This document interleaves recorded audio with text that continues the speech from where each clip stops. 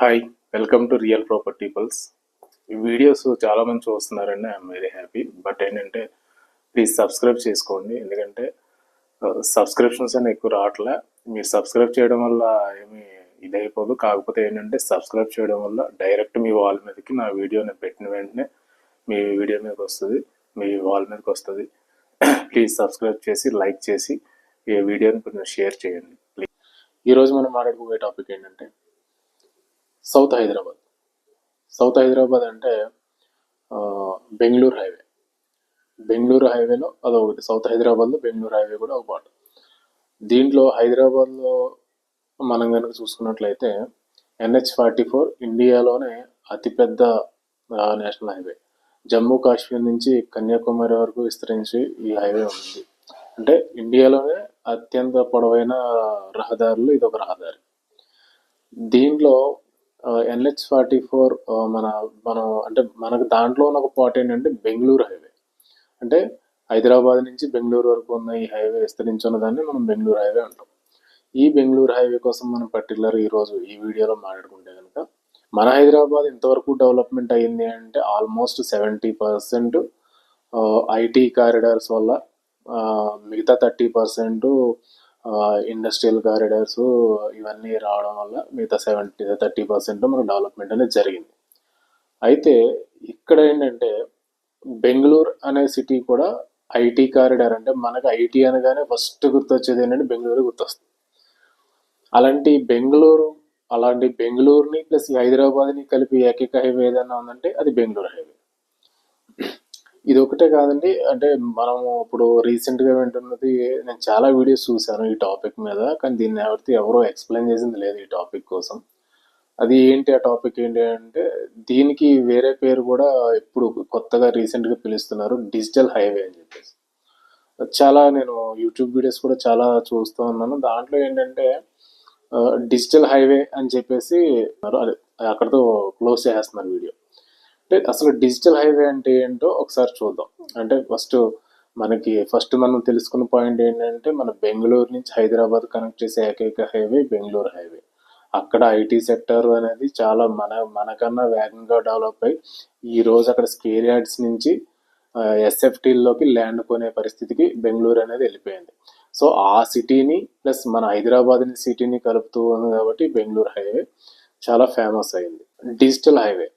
ఈ digital highway అంటే ఏంటంటే మనము ఇప్పుడు బెంగళూరు హైవేకి మనం ఇప్పుడు ఒకసారి వెళ్ళి చూస్తే కనుక అక్కడ వర్క్ జరుగుతూ ఉంటుంది. దేనికి సంబంధించి అంటే 6 లైన్స్ ఎక్స్టెన్షన్ వర్క్ అనేది ఒకటి జరుగుతూ ఉంటుంది.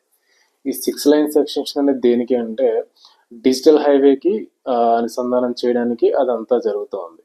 ఈ డిజిటల్ హైవే అనేది కూడా మనకి 6 లైన్స్ హైవే అనేది కొంచెం ఎక్స్పెన్షన్ చేస్తున్నారు. చేసిన తర్వాత 6 లైన్స్ హైవే అది అయిన తర్వాత అసలు అక్కడ డిజిటలైజ్ ఎందుకు అవుతుంది హైవేలో డిజిటలైజేషన్ ఏముంటుంది అని మనం అనుకుంటే కనుక, మనం ఇప్పుడు మన ఓవరాల్ అవుటర్ రింగ్ రోడ్ ఉంది కదండి. అవుటర్ రింగ్ రోడ్ కనుక మనం చూసుకుంటే కనుక అవుటర్ రింగ్ రోడ్ మనం ఎక్కితే అక్కడ స్పీడ్ లిమిట్ అనేది 120 కిలోమీటర్స్ అని ఉంటుంది. అదే నేషనల్ హైవేకి వెళ్ళేటప్పుడు మనకి ఎలా ఉంటుంది, 80 km/h స్పీడ్ లిమిట్ అని చెప్పేసి ఉంటుంది. ఒక్కొక్క దుక్కున మరీ హైవే లావిష్గా పెద్దగా ఉన్న చోట 100 స్పీడ్ లిమిట్, అంతకుమించి అయితే ఎక్కువ హైవేలో నేను ఎక్కడ చూడలేదు. అలాంటిది ఈ హైవేకి 120 స్పీడ్/h అనేది ఇక్కడ ఇప్పుడు ఈ హైవేలకి అంటే మన అవుటర్ రింగ్ రోడ్ ఏ విధంగా మనకి చేశారో సేమ్ అదే విధంగా ఈ హైవేలకు కూడా 120 స్పీడ్ అనేది అనుసంధానం చేస్తారు. నెక్స్ట్ అది కూడా డిజిటల్ హైవేలో ఒక భాగమే. మరి 120 స్పీడ్ వెహికల్ ఆ హైవేలో వెళ్ళాలి అంటే దాంట్లో తీసుకోవాల్సిన జాగ్రత్తలు ఏంటి? ఫస్ట్ ఆఫ్ ఆల్ ఏంటంటే ఇండికేషన్స్. మనం హైవేలో కార్ వేసుకుని వెళ్తున్నప్పుడు ఇండికేషన్స్ అనేవి ఎంత దూరంలో ఏముంది, యూటర్న్ ఎక్కడ ఉంది ఏంటి అని చెప్పి మనం చాలా అబ్జర్వ్ చేసుకుని వెళ్తే కానీ మనం హైవేలో సురక్షితమైన ప్రయాణం మనం చేయలేం. అలాంటిది ఇక్కడ వచ్చేటప్పటికి ఏంటంటే హై స్పీడ్ హైవేగా మారిపోతుంది, డిజిటల్ హైవేగా మారుతుంది. కాబట్టి ప్రతి ఇండికేటర్ కూడా మీకు కొన్ని కిలోమీటర్ల ముందే చూపిస్తూ మీరు ఆ ప్లేస్కి రీచ్ అయ్యేటప్పటికి చాలా ఇండికేషన్తో అక్కడ మీకు అంతా కూడా డిజిటలైజ్గా చూపించుకుంటూ వెళ్తూ ఉంటుంది. ఇదొకటి. తర్వాత మీరు ఈ హైవే ఎక్కిన తర్వాత నుంచి దిగేంత వరకు కూడా నేషనల్ హైవే అథారిటీస్ అండర్లోనే మన వెహికల్ ట్రాకింగ్ అనేది ఒకటి ఉంటుంది. సో ఈ అన్నిటిని కలుపుకొని మనం దాన్ని డిజిటల్ హైవే అని పిలుచుకుంటున్నాం. ఈ డిజిటల్ హైవే అయిపోయిన తర్వాత ఎట్లా ఉంటుంది మనకి ఫర్దర్గా ఎలా ఉంటుంది అంటే మూమెంట్ ఏంటి, మన బెంగళూరు నుంచి హైదరాబాద్ రావడానికి ట్రాక్ మన డెలివరీస్ కానీ లేకపోతే ఇంకోటి చాలా స్పీడ్గా అవుతూ ఉంటాయి. నెక్స్ట్ వచ్చి కనెక్టివిటీ అనేది కూడా చాలా స్పీడ్గా జరుగుతూ ఉంటుంది. సో దీనివల్ల ఏంటంటే హైవేకి హైప్ అనేది ఆటోమేటిక్గా పెరుగుతుంది. సో ఇది ఒకటే రీజనా అంటే కాదు, ఇంకా చాలా రీజన్స్ ఉన్నాయి. అంటే అదర్ హైవేస్తో కంపేర్ కనుక ఈ హైవేకి మనకి కొంచెం ఎక్కువ అడ్వాంటేజ్ ఉంటుంది. దేనికి ఉంటుంది అంటే మనము ఫస్ట్ వినేది దేనికోసం వింటామంటే ముంబై హైవే కోసం వింటాం. మొన్న మీకు లాస్ట్ టైం ఒక వీడియో ముంబై హైవే కోసం కూడా చేసి పెట్టాను నేను. ఆ హైవేలో మీరు చూసుకున్నా కానీ నేను దానికోసం బ్రీఫ్గా మీకు ఎక్స్ప్లెయిన్ చేశాను హైవే కోసం. కాకపోతే నేను అక్కడ ఏదో ఒకటి రెండు ప్రాజెక్టుల కోసమే చెప్పుకోగలం. కానీ ఈ హైవేలో అలా కాదు, నెంబర్ ఆఫ్ ప్రాజెక్ట్స్ ఉన్నాయి, నెంబర్ ఆఫ్ కంపెనీస్ ఉన్నాయి. దీనికి మోస్ట్ అంటే ఎక్కడి నుంచి మన కనెక్టివిటీ అనేది బెంగళూరు చాలా నియరెస్ట్ ప్లేస్ కింద మనకు బెంగళూరు కనిపిస్తూ ఉంటుంది. సో మనకు హైదరాబాద్ కనెక్టివిటీ చాలా ఈజీగా ఉంటుంది. నెక్స్ట్ ఇది ఎక్స్ప్రెస్ హైవే కింద మారిపోతుంది, డిజిటల్ హైవే కింద మారిపోతుంది. ప్లస్ ఇంక్లూడింగ్ ఆల్రెడీ చాలా చాలా చాలా కంపెనీస్ అక్కడ ఉన్నాయి. ఈ కంపెనీస్ కూడా మనకి కొత్తూరు నుంచి షాద్నగర్ వరకు మనకు కొన్ని కంపెనీస్ ఉన్నాయి. మనం ఆ కంపెనీలు కనుక చూసుకుంటే కనుక Natco pharma city, L V Prasad eye hospital, Landstrom service private limited, K D L logistic park, Asian paints, P N G, Procter and Gamble, Johnson and Johnson, Haldirams, Aerolite industries private limited. ఈ కంపెనీలన్నీ కూడా మనకి ఎప్పటి నుంచో అక్కడ ఎస్టాబ్లిష్ అయిపోయి ఉన్నాయి. ఇన్ని కంపెనీలు మనకు ఆల్రెడీ అక్కడ ఎస్టాబ్లిష్ అయిపోయినాయి. హైవే కోసం చెప్పుకోవాలంటే మనం ఇన్ని కంపెనీల కోసం మాట్లాడుకోవాలి. ముందు అక్కడ ఎందుకు ఇన్వెస్ట్మెంట్ చేయాలి అంటే ఇన్ని కంపెనీలు ఉన్నాయి కాబట్టి ఇన్వెస్ట్మెంట్ చేయాలి. నెక్స్ట్ అప్కమింగ్ ఏంటంటే మనకి మైక్రోసాఫ్ట్ డేటా సెంటర్. ఇది 275 కోట్లతో 41 ఎకరాల్లో ల్యాండ్ ఆల్రెడీ అక్వైర్మెంట్ అయిపోయింది, ఆల్రెడీ వర్క్ ప్రాసెస్లో కూడా ఉంది. సో ఇది ఒకటి కూడా అక్కడ బిగ్ ఎసెట్ కింద మనం చెప్పుకోవచ్చు. నెక్స్ట్ వచ్చేటప్పటికి ఇంకొక ఎసెట్ ఏంటంటే మనకి త్రిబుల్ ఆర్ అంటే దీనికోసం త్రిబుల్ ఆర్ కోసం చెప్పే ముందు ఒకసారి రీజనల్ రింగ్ రోడ్ కోసం చెప్పే ముందు ఒకసారి ఓఆర్ఆర్ కోసం మాట్లాడుకోవాలి. అంటే అవుటర్ రింగ్ రోడ్ కోసం మాట్లాడుకోవాలి. అవుటర్ రింగ్ రోడ్ కోసం ఎందుకు మాట్లాడుకోవాలి అంటే ఒకప్పుడు మన మైండ్ సెట్ ఎట్లా ఉందో ఇప్పుడు చూసుకుందాం. మనకి ఓఆర్ఆర్ 2008లో ఓఆర్ఆర్ అనౌన్స్మెంట్ చేసినప్పుడు మనందరం ఒక డైరమాలో ఉన్నాం. అసలు ఇది డెవలప్మెంట్ అవుతుందా అవదా, అయితే కనుక ఎప్పుడు కావాలి, ఇది అసలు పూర్తి అవుతుందా అవదా అని చెప్పి చాలా డౌట్లతో మనం అక్కడ ఇన్వెస్ట్మెంట్లు అనేవి చేయకుండా హోల్డ్ అయి కూర్చున్నాం. అయినప్పుడు చూద్దాంలే పెడదాంలే అని చెప్పేసి. అది 2000 మనం అసలు ఊహించిన విధంగా 2012లో కంప్లీట్ అయ్యి మనకు అందుబాటులోకి వచ్చేసింది. అంటే ఆల్మోస్ట్ 4 years టైంలో మనకు అందుబాటులోకి వచ్చింది అవుటర్ రింగ్ రోడ్. అది డెవలప్మెంట్ అది మొత్తం అంతా కంప్లీట్ అయిన తర్వాత అక్కడ చుట్టుపక్కల ఉన్న మొత్తం ల్యాండ్ వాల్యూస్ కానీ మొత్తం అక్కడ ఉన్న ఇండస్ట్రీస్ కానీ అన్ని టోటల్ అక్కడ డయాగ్రామ్ మొత్తం చేంజ్ అయిపోయింది. అప్పుడు దాకా 15,000 గట్టా అమ్ముతున్న పర్ స్క్వేర్ యార్డ్ అమ్ముతున్న ల్యాండ్లు ఒకసారి 30,000కి 40,000కి, ఇప్పుడు ప్రజెంట్ 2024లో అయితే 40,000 ప్లస్సే, కానీ 40,000 లోపల ఎక్కడ కూడా మీకు అక్కడ అవుటర్ రింగ్ రోడ్డు ఎక్కడ కూడా లేవు. కానీ మరి ఇప్పుడన్నా మేల్కొన్నామా అంటే ఇప్పుడు కూడా మనం మేల్కోలేదు. దేనికోసం నేను మేల్కోలేదని చెప్తున్నానంటే triple R regional ring road వస్తుంది. ఈ అనౌన్స్మెంట్లు అయితే ఓ పక్కన ల్యాండ్ ఎక్వైర్మెంట్ జరుగుతుంది, ఒకసారి ల్యాండ్స్కేపింగ్ జరుగుతుంది, ఇవన్నీ జరుగుతున్నాయి, అలైన్మెంట్ ఒకటి జరుగుతుంది, అన్నీ జరుగుతున్నా కానీ అయిన తర్వాత చూద్దాంలే అని ఈ రోజు కూడా కస్టమర్స్ హోల్డ్ అయ్యి చూస్తూ ఉన్నారు. మళ్ళీ మనం అదే మిస్టేక్ మళ్ళీ చేస్తున్నాం అంటే ఒకసారి చేసిన మిస్టేక్ మళ్ళీ మనం చేస్తున్నాము అంటే. అయితే ఇక్కడ ఓఆర్ఆర్ వచ్చేటప్పటికి 158 కిలోమీటర్లు దాన్ని ఒక 4 yearsలో మనం కంప్లీట్ చేసినప్పుడు మనకి త్రిబుల్ ఆర్ అంటే రీజనల్ రింగ్ రోడ్ వచ్చేసి మొత్తం 340 కిలోమీటర్లు, అంటే డబుల్. దీనికి ఎలా లేదన్నా సరే మనకు ఒక 8 years పడుద్ది. అంటే రీజనల్ రింగ్ రోడ్ దగ్గర ఈ రోజు మనకి ఇక్కడ 15,000కి 16,000కి దొరుకుతుంటే పెట్టుకోకూడదా? పెట్టుకోవచ్చు కదా. పెట్టుకున్నప్పుడు మీరు ఇప్పుడు 15,000కి 10,000కి అక్కడ పెడుతున్నారు అంటే కనుక లాంగ్ టర్మ్ ఇన్వెస్ట్మెంట్ మాత్రమే. లాంగ్ టర్మ్ ఇన్వెస్ట్మెంట్ అంటే మినిమం ఒక 10 ఇయర్స్ అన్న పెట్టాలి. ఇది ఒక 8 ఇయర్స్లో వరస్ట్ కండిషన్లో ఒక 10 ఇయర్స్ కంప్లీట్ అయిన తర్వాత చుట్టుపక్కల డెవలప్ అవడానికి జస్ట్ ఒక 2 ఇయర్స్ 3 ఇయర్స్ అంత మీద టైం పడుతుంది. ఒక 12 ఇయర్స్ అట్లా వదిలేస్తే అది కూడా 40,000 దాకా వెళ్ళిపోతుంది కదా. సో మనం ఈ విధంగా కూడా దాన్ని ఆలోచించుకోవాలి. ఒకసారి ఆలోచించండి, ఆలోచించి మీరు ఇన్వెస్ట్మెంట్ చేయాలి వద్దని మీరు డిసైడ్ అయ్యి ఇన్వెస్ట్మెంట్ అనేది చేయండి. త్రిబుల్ ఆర్ చుట్టుపక్కల మీరు అంటే త్రిబుల్ ఆర్ లోపల మీరు ఎక్కడ తీసుకున్నా కానీ హ్యాపీగా తీసుకోవచ్చు. ఎందుకు తీసుకోవచ్చు అంటే త్రిబుల్ ఆర్ వరకు కూడా మనకి ఇప్పుడున్న గవర్నమెంట్ హెచ్ఎండిఏ పరిధిలోకి తీసుకొచ్చింది కాబట్టి మనకి అంతా హెచ్ఎండిఏ పరిధిలోకి వస్తుంది కాబట్టి హ్యాపీగా మీరు అక్కడ తీసుకోవచ్చు. ఈ శంషాబాద్ నుంచి జడ్చల్ వరకు మనం చూసుకుంటే కనుక అక్కడ అంటే శంషాబాద్ డెవలప్మెంట్స్ ఎట్లా ఉన్నాయి ఏంటి అంటే కనుక అక్కడ ఆల్రెడీ మనకు తెలుసు ఎయిర్పోర్ట్ వల్ల కానీ లేకపోతే అక్కడ 3,000 ఏకర్స్లో మై హోమ్ స్మార్ట్ సిటీ అని చెప్పి ఒక సంచలనం సృష్టించి అక్కడ ఒక సిటీ అనేది కన్స్ట్రక్షన్ చేస్తుంది. అది కావచ్చు, ఇప్పుడు దాకా శంషాబాద్ అక్కడ ఎయిర్పోర్ట్ వచ్చిన తర్వాత ఇప్పుడు దాకా రేట్లు ఎలాగా పెరిగినాయి ఏంటి అనేది మనకు అన్నీ కూడా లైవ్లో ఇప్పటి వరకు మనం కూర్చొని చూస్తూ ఉన్నాం. సో అవి ఇంకా పెరుగుతూనే ఉంటాయి, ఇంకా రేట్లు అనేది హైక్ అవుతూనే ఉంటాయి ఏరియాలో. దాని మన శంషాబాద్ కోసం మనం ఇంకా ఇంతకు మించి ఇంకెక్కువ కూడా మాట్లాడుకోవడం అనవసరం, ఎందుకంటే దానికోసం మనం ఆల్రెడీ చూస్తున్నాం తెలుసు కాబట్టి. అయితే మనకి ఆ హైవేలో మనకి మెట్రో ఒకటి అనౌన్స్మెంట్ జరిగింది. అది ఎక్కడి నుంచి అంటే కనుక తుక్కుగూడ, మహేశ్వరం, కందుకూరు ఈ వీటిని కలుపుకుంటూ మనకి మెట్రో అనేది వెళ్ళడం జరుగుతుంది. ఇది ఏంటంటే మనకి 6,600 కోట్లు వ్యయంతో 26 కిలోమీటర్లు డిస్టెన్స్ని కవర్ చేసుకుంటూ ఆ మెట్రో అనేది మనకి నిర్మించడం జరుగుతుంది. అది ఆల్రెడీ వర్క్ అనేది కంప్లీట్ అవ్వడానికి ఇంకొక 5 ఇయర్స్ అట్లా టైం పడుతుంది. ఈ 5 ఇయర్స్లో మనకి ప్రైజెస్ కూడా కంప్లీట్ అయ్యే స్టేజ్ని బట్టి అక్కడ ఉన్న ప్రైజెస్ కూడా అట్లనే చేంజ్ అయిపోతూ ఉంటాయి. నెక్స్ట్ మనకి ఓఆర్ఆర్ ఎగ్జిట్ నెంబర్ 16 నుంచి కనుక చూసుకుంటే కనుక ఎగ్జిట్ నెంబర్ 16 నుంచి మన తిమ్మాపూర్ వరకు కూడా మొత్తం అంతా కూడా 111 జీవో. ఈ 111 జీవోలో ఏంటంటే మనకి డెవలప్మెంట్ అనేది పెద్దగా ఏం జరగదు. అక్కడ విలేజెస్ డెవలప్మెంట్ అవ్వు, అక్కడ చుట్టుపక్కల టౌన్స్ ఏం డెవలప్ అవ్వు, అక్కడ వరకు కూడా మనం దానికోసం ఆ టాపిక్ వదిలేసుకోవడం బెస్ట్. తర్వాత ఉన్న రెసిడెన్షియల్ జోన్ ఏంటంటే మనకి కొత్తూరు వైపుకి మనం వెళ్ళాలి, ఎందుకంటే నెక్స్ట్ ఉన్నది కొత్తూరు ఒకటే ఉంది.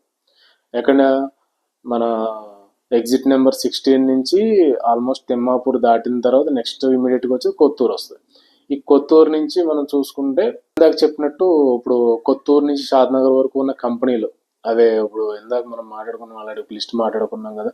Natco pharma city, L V Prasad hospital, land stone వాళ్ళది, K D L logistic, Asian paints, P N G, Johnson and Johnson, Haldirams, ఇవన్నీ కూడా కంపెనీలు. ఇంకా చాలా కంపెనీలు, మైక్రోసాఫ్ట్ కూడా ఆల్రెడీ అక్కడ డేటా సెంటర్ కూడా ఎస్టాబ్లిష్ అవుతుంది. ప్లస్ ఇది కూడా కాకుండా ఇక్కడ లెఫ్ట్ సైడ్లో చిన్నజీయర్ స్వామి అక్కడ ఆశ్రమం ఒకటి ఉంది. అది కూడా మనకి అక్కడికి వెళ్ళి చూస్తే కనుక చాలా అద్భుతంగా ఉంటుంది. మనకు అక్కడ అది ఒక డెవలప్మెంట్ కింద చెప్పుకోవచ్చు, ఎందుకంటే అది చాలా పెద్దగా ఉంటుంది. అక్కడికి వెళ్ళిన తర్వాత ఒక పీస్ ఆఫ్ మైండ్ అనేది అక్కడ పెద్ద స్టాట్యూ అదంతా చూస్తే మనం అసలు ఎలా కనిపిస్తుంది అంటే మనకి అది లైవ్లో ఏదో ఒక బాహుబలి ఇక్కడ సినిమా తీసారా అనేటట్టు మనకి బయట నుంచి కనిపిస్తూ ఉంటుంది.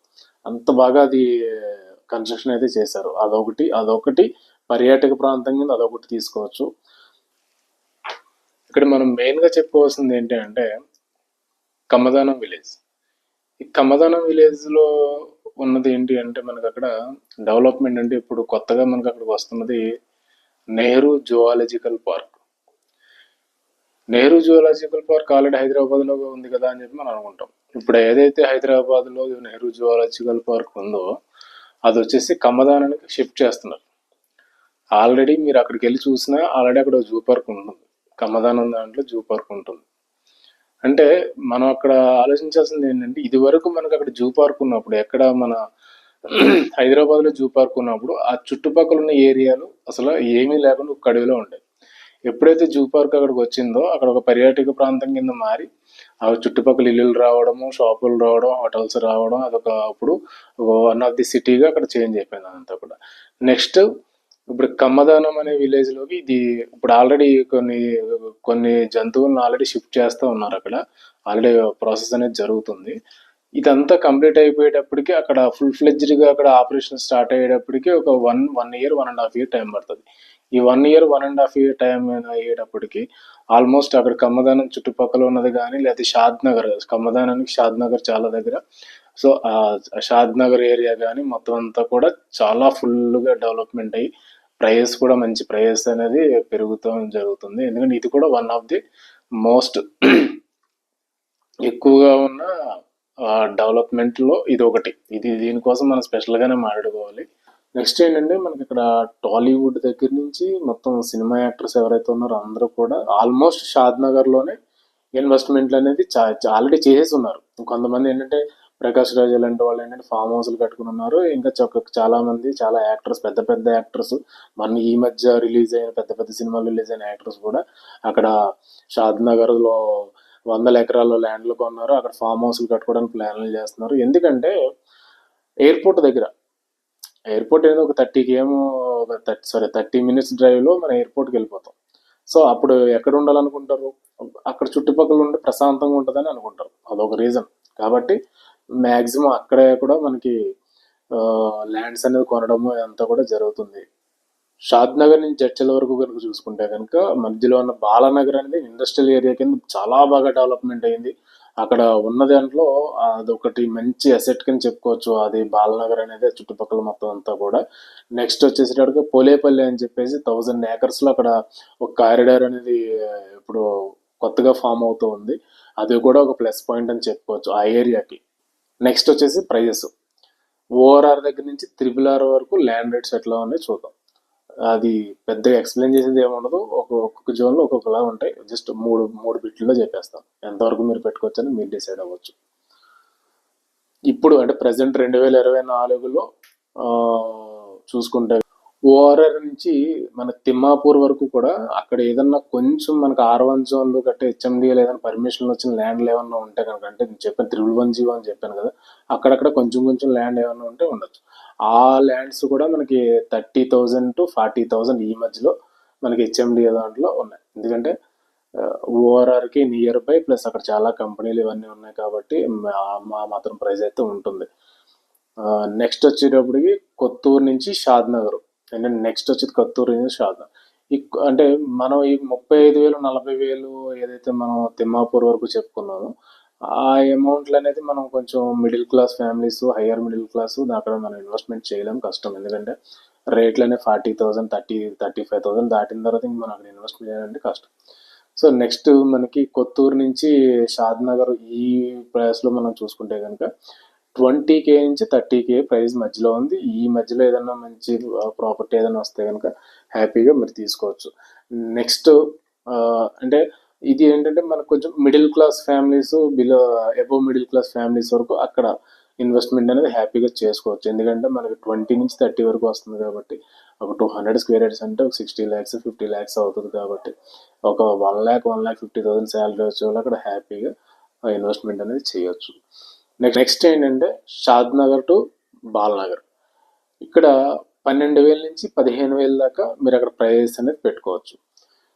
అంటే అక్కడ ఉండే ఏరియాలు ఏంటంటే షాద్ నగర్, కమ్మదానం, మేకగూడ. షాద్ నగర్ నుంచి బాలానగర్ వరకు అక్కడ మీరు 12,000 నుంచి 15,000 వరకు పెట్టుకోవచ్చు. అక్కడ ఉండే ఏరియాస్ ఏంటంటే షాద్ నగర్ ఒకటి, కమ్మదానం ఒకటి, మేకగూడ. ఈ ఏరియాల్లో మీరు DTCP అప్రూవ్డ్ మంచి నీట్గా మంచి అన్ని ఆల్ పర్మిషన్స్తో వచ్చిన ల్యాండ్స్ అన్ని డాక్యుమెంట్స్ వెరిఫికేషన్ చేసుకుని నీట్గా అక్కడైతే ఇన్వెస్ట్మెంట్ చేయొచ్చు. ఈ హైవేలు కూడా నేను ఇప్పుడు చెప్పిన ప్రైస్ అన్నీ కూడా హైవేకి ఉన్న ఒక విధంగా ఉంటాయి, హైవేకి లోపలికి ఉన్నాయి ఒక విధంగా ప్రైజెస్ ఉంటాయి. అంటే సపోజ్ నేను 35 to 40 అని చెప్పాను. ఈ 40,000 అనేది హైవే కానుకున్నది 40,000 ఉంటుంది. కొంచెం లోపలికి ఒక 2 km అలా అయ్యేటప్పటికి 35కి వస్తుంది. ఇంకో 5 km అంటే 30కి కూడా వస్తుంది. అట్లాగే 20 to 30 అని చెప్పాను. హైవేకి ఉన్నది ఏమో 30కి ఉంటుంది, లోపలికి వెళ్ళే 5 km గట్రా వెళ్ళేది 20,000కి గట్రా వస్తుంది. మనం ఏంటంటే డిపెండింగ్ అని మనం ఎంచుకున్న ఏరియాని బట్టి మన ప్రైస్ అనేవి ఆటోమేటిక్గా చేంజ్ అవుతూ ఉంటాయి. ఎందుకంటే రేపు పొద్దున్న పెరిగినప్పుడు కూడా హైవే ఫేసింగ్ ఉన్నది అలాగే పెరుగుతూ ఉంటుంది, లోపల ఉన్న ప్లాట్లు లోపల ఉన్నట్టే పెరుగుతూ ఉంటాయి. సో షాద్ నగర్ మన మొత్తం బెంగళూరు హైవే కోసం మీకు చెప్పింది మొత్తం అర్థమైంది అనుకుంటున్నాను. బాయ్.